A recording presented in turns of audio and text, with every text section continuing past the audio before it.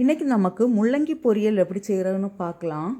நான் அந்த முள்ளங்கியில் மேலுள்ள தோலெல்லாம் சீவி எடுத்துருக்கிறேன். இப்போ நான் இதை கட் பண்ணி எடுக்கிறேன்.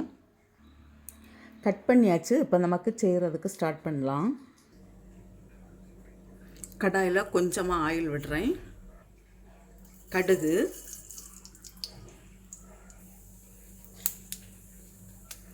ஃபஸ்ட்டு பூண்டு போடுறேன். ஒரு 4 பல் பூண்டு, 2 பச்சை மிளகாய், கருவேப்பிலை,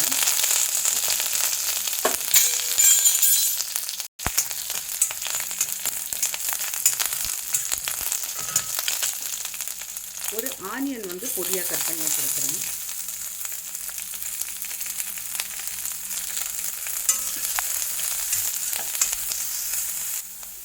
கொஞ்சம் சால்ட்டு,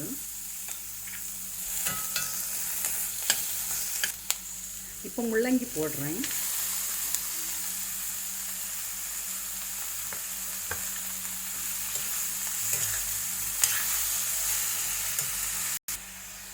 கொஞ்சம் கூட சால்ட்டு.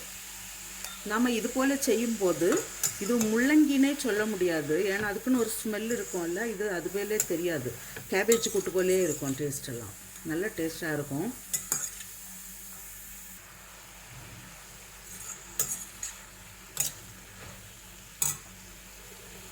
இப்போ இதில் நான் கொஞ்சம் சில்லி ஃப்ளேக்ஸ் சேர்க்குறேன்.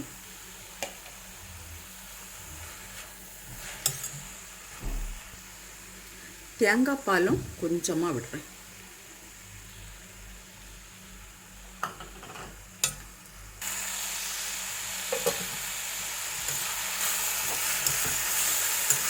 இது இப்போ ரெடி ஆச்சு. நான் கொஞ்சமாக தேங்காய் சேர்க்குறேன், துருவின தேங்காய்.